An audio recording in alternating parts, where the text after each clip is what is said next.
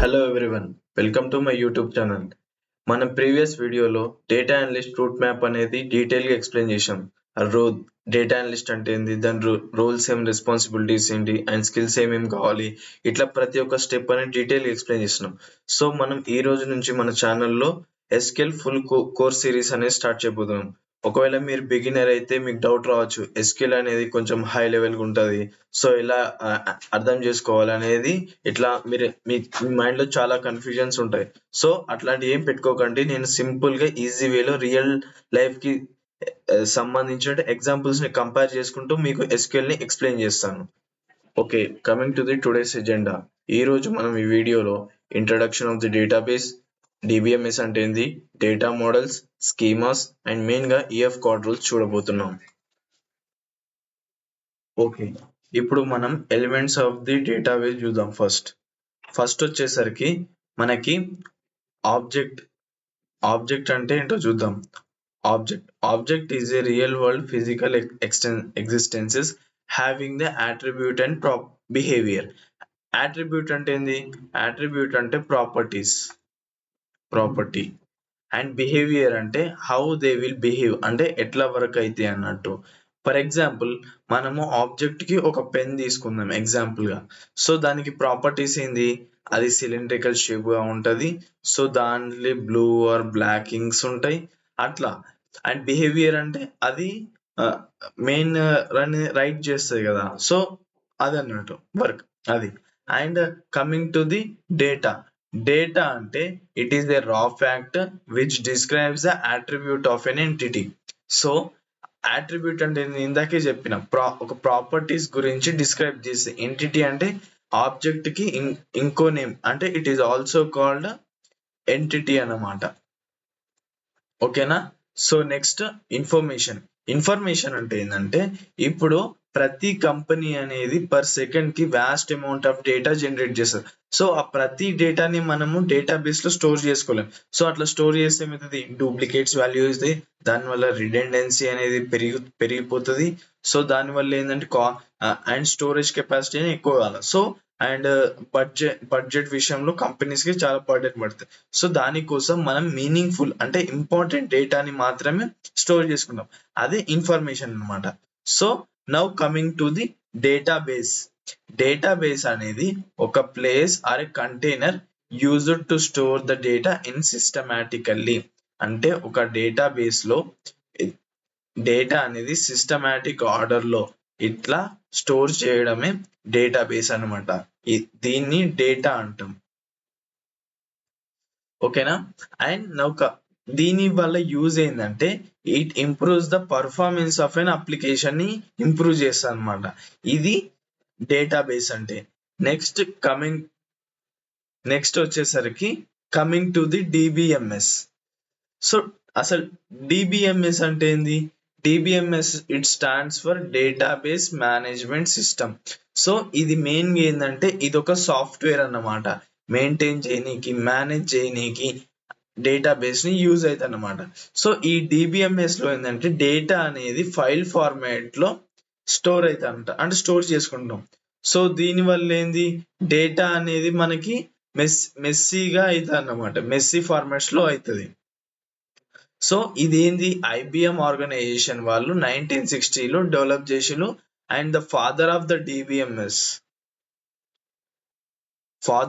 DBMS is EF card. EF card. So దీంట్లో మనకి ఒక 4 రూల్స్ ఉంటాయి, EF card rules. Last ending of the వీడియోలో 4 రూల్స్ ఉంటాయి. సో నెక్స్ట్ మనం టైప్స్ ఆఫ్ డిబిఎంఎస్ కి వెళ్ళిపోదాం.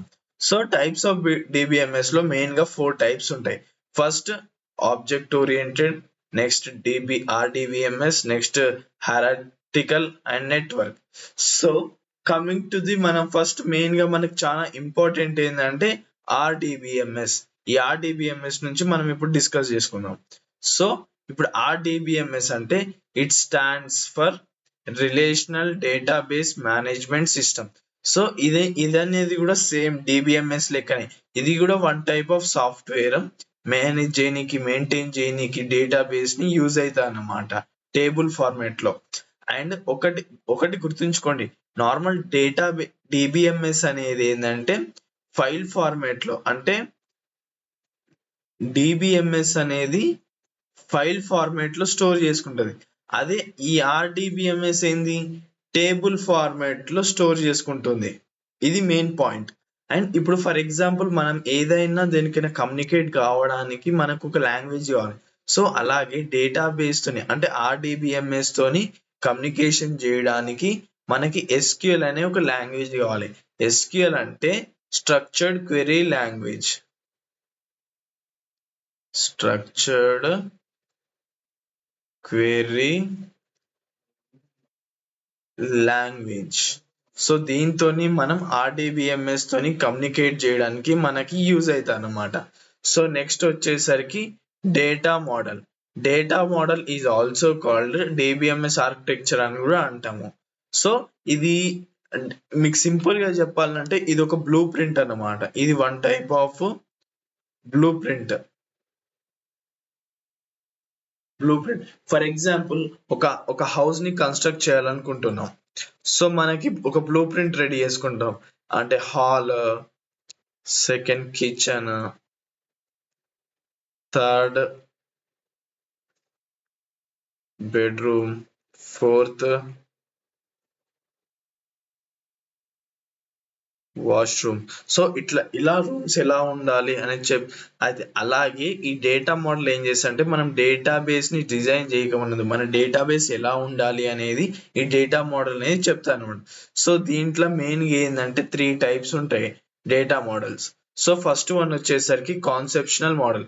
కాన్సెప్షనల్ మోడల్ అనేది టేబుల్లో, అంటే డేటాబేస్ లో టేబుల్స్ అనేది ఎట్లా ఉంటాయి చెప్పేది conceptional model. And logical model వచ్చేసరికి దీంట్లో డేటా టైప్స్, కన్స్ట్రెంట్స్ గురించి ఉంటాయి అన్నమాట. సో వచ్చేసరికి ఫిజికల్ మోడల్, ఒక డేటాబేస్ అనేది ఎలా అపియర్ అవ్వాలి అని చెప్పేది ఈ physical model. So next coming to the schema. Schema అనేది కలెక్షన్ ఆఫ్ టేబుల్స్ అన్నమాట. సో దీంట్లో ఏంటంటే మెయిన్ గా 2 టైప్స్ ఆఫ్ స్కీమాస్ ఉంటాయి. ఒకటి స్టార్ స్కీమా, ఇంకోటి స్నోఫ్లేక్ స్కీమా అంటాం. ఇప్పుడు ఈ స్టార్ స్కీమాని one of the basic schema, అంటే బేసిక్ ఫార్మాట్ ఆఫ్ స్కీమా అని అంటాం దీన్ని. ఫస్ట్ స్కీమా ఇది. సో దీంట్లో ఏంటంటే దీంట్లో మొత్తం 2 టైప్స్ ఆఫ్ టేబుల్స్ ఉంటాయి. First one is the fact table, second one is the dimension table. So మనకి ఫ్యాక్ట్ టేబుల్ అనేది child table and dimensional table అనేది పేరెంట్ టేబుల్. సో దీంట్లో ఫ్యాక్ట్ టేబుల్ చుట్టూ డైమెన్షనల్ టేబుల్స్ అనేది ఉంటాయి అన్నమాట. ఇది ఓకేనా. స్నోఫ్లేక్ స్కీమా అంటే ఇది స్టార్ స్కీమాని ఓవర్కమ్ చేయడానికి, overcoming of star schema. So దీంట్లో ఏంటంటే నార్మలైజేషన్ ని, డేటా రిడెండెన్సీని చేయడానికి ఈ స్నోఫ్లేక్ స్కీమా అనేది మనం వాడతాం. సో ఈ స్నోఫ్లేక్ స్కీమా డయాగ్రామ్ ఎట్లుంటుంది అంటే ఫర్ ఎగ్జాంపుల్ ఒక టేబుల్లో, ఇది ఫ్యాక్ట్ టేబుల్ అనుకుందాం. దీంట్లో ఒక ప్రోడక్ట్ ఐడి ఉంది అండ్ ఒక కేటగిరీ ఐడి ఉంది అనుకుందాం. సో ఇది ఏంది, ప్రోడక్ట్ ఐడి, ప్రోడక్ట్ నేమ్, తర్వాత ప్రోడక్ట్ కేటగిరీ ఉంటది ఇక్కడ. సో మళ్ళీ ఇంకో టేబుల్ వచ్చేసరికి product category, product name, product category name, ఇట్లా ఉంటాయి అన్నమాట. సో ఇది ఏంది స్నోఫ్లేక్ స్కీమా అని అంటాం మనం. So next coming to the EF code rules. So EF మీకు ఆల్రెడీ చెప్పిన, ఈఎఫ్ కోడ్ అంటే ఎవరు, father of the DBMS, father of the DBMS. So EF code ఏం చేసిండంటే ఒక డేటాబేస్ ని డిజైన్ చేసేటప్పుడే ఒక 4 రూల్స్ అనేది కంపల్సరీగా ఫాలో అవ్వాలి. అట్లుంటే డేటాబేస్ లో మెమరీ అలొకేషన్ అనేది, అంటే మెమరీ యూసేజ్ అనేది ఆప్టిమైజేషన్ అవుతుందని చెప్పిండు. సో దాంట్లో మన ఫస్ట్ రూల్ ఏంటంటే data entered into the cell should be single value data. అంటే మనము ఇది ఒక డేటాబేస్ అనుకుందాం. సో ఈ డేటాబేస్ లో ఒక టేబుల్ ఉంది అనుకుందాం. సో ఇది ID, name, salary. So single valued అంటే ఐడి అనేది 1 2 ఇట్లుండాలి. కానీ 1 2 3 ఒకటే టేబుల్లో ఇట్లుండద్దు అనమాట. సో సో ఓన్లీ 2 3 ఉండడం దాన్ని సింగిల్ వాల్యూడ్ డేటా అంటారు. సో అండ్ సెకండ్ రూల్ వచ్చేసరికి we can store the data in multiple tables by establishing the connection using key attributes.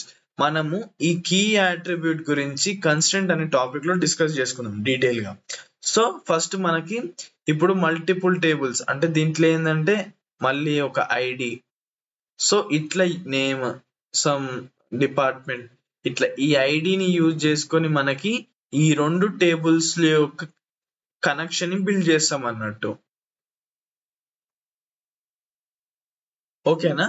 Next third rule వచ్చేసరికి to validate the data entered into the cell we use data types and constants.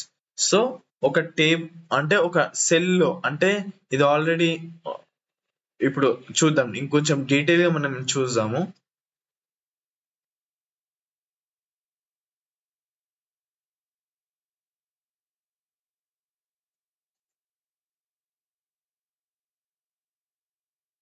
So ఇది ఒక database అనుకుందాం. So దీంట్లో ఏంటంటే ఒక table ఉంది మనకి.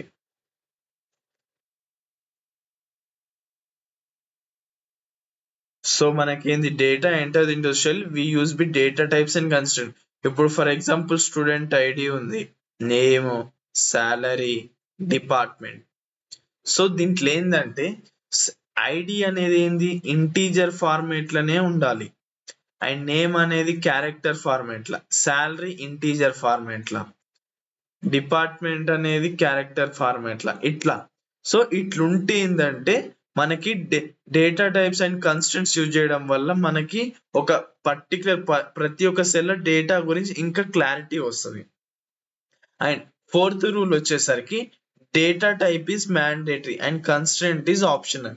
And ఈ డేటా టైప్ ఈస్ మ్యాండేటరీ ఎందుకంటే మనం ఇప్పుడు ఫర్ ఎగ్జాంపుల్ ఈ సెల్ లో మనకి ఇంటీజర్స్ ఎంటర్ చేయాలి 1 2 3, కానీ ఇట్లాంటి సెల్ లో ఒకవేళ మనం ఐడి సెల్ లో సమ్ కుమార్ అని ఎంటర్ చేయాలనుకున్నాం, అది తీసుకోదు. సో ఇట్లాంటి అంటే యూజర్ చేసే ఇట్లాంటి మిస్టేక్స్ ని మనం అవాయిడ్ చేయడానికి మెయిన్ గా డేటా టైప్ అనేది మ్యాండేటరీ అని అందుకంటాం. అండ్ కన్స్టెంట్ ఇట్లాంటి టాపిక్స్ అనేది మనము వచ్చే వీడియోస్ లో డిస్కస్ చేద్దాం. మీకు ఇలా ఈ వీడియో నచ్చిందని కోరుకుంటున్నాను.